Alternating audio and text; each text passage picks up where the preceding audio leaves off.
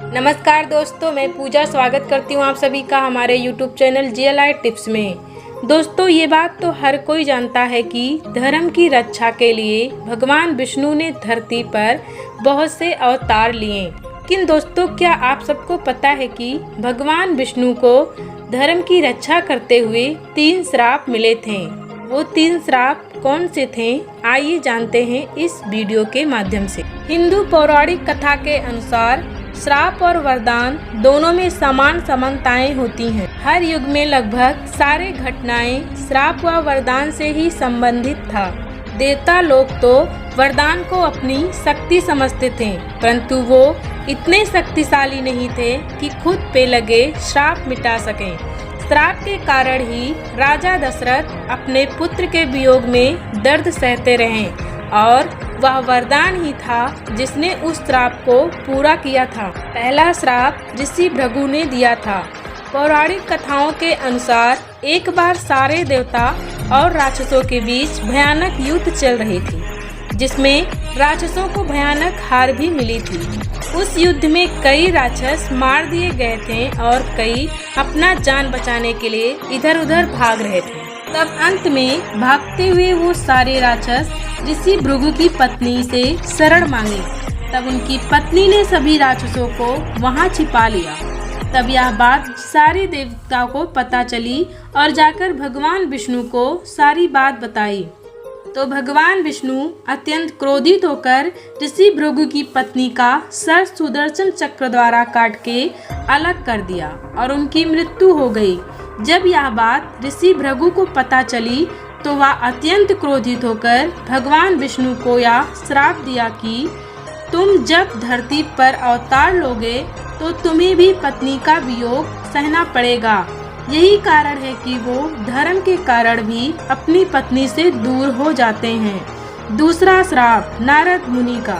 पौराणिक कथाओं के अनुसार एक बार नारद मुनि को घमंड हो गया था कि कामदेव भी मेरा तपस्या भंग नहीं कर पा रहे, तो वह ये बात भगवान शिव को जाकर बताएं। तब भगवान शिव ने नारद मुनि से कहा कि ये बात इतना घमंड से भगवान विष्णु से मत बताना, परंतु नारद मुनि को घमंड था, इसलिए वो मना करने के बाद भी भगवान विष्णु को जाकर सारी बात बताई। तब भगवान विष्णु ने सोचा कि नारद मुनि में इतना अहंकार है, इसे तोड़ना पड़ेगा। तब भगवान विष्णु ने एक लीला रची। जब नारद मुनि भगवान विष्णु को प्रणाम करके आगे बढ़े तो उन्हें एक सुंदर भवन दिखाई दिया। उन्होंने वहां जाकर देखा तो वहां राजकुमारी की शादी का स्वयंवर चल रहा था। जब उन्होंने उस राजकुमारी को देखा तो वो मोहित हो गए। तब उन्होंने उस स्वयंवर में हिस्सा लेने के लिए भगवान विष्णु के शरण में जाकर उनसे कहा कि आप अपने स्वरूप सुंदर चेहरा दे दीजिए। तब भगवान विष्णु ने उनकी इच्छा अनुसार उन्हें स्वरूप दिया। तब वह रूप लेकर नारद मुनि स्वयंवर में पहुँचे। नारद मुनि को अपने पर इतना अभिमान हो गया था कि उन्होंने अपना चेहरा एक बार भी नहीं देखा। उन्होंने अभिमान से कहा कि अब इस नारायण के रूप को देखकर राजकुमारी मोहित हो जाएगी और विवाह करने के लिए विवश हो जाएगी।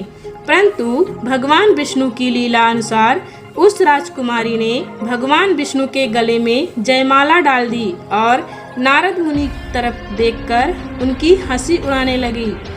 तब नारद मुनि ने अपने चेहरा सरोवर में जाकर देखा और वह क्रोधित होकर भगवान विष्णु को श्राप देते हुए कहते हैं कि जिस प्रकार मैं धरती पर स्त्री के वियोग में व्याकुल था, वैसे ही आप स्त्री के वियोग में इधर उधर भटकेंगे और उस समय आपकी सहायता एक वानर करेगा। तीसरा श्राप बलि की पत्नी का श्राप।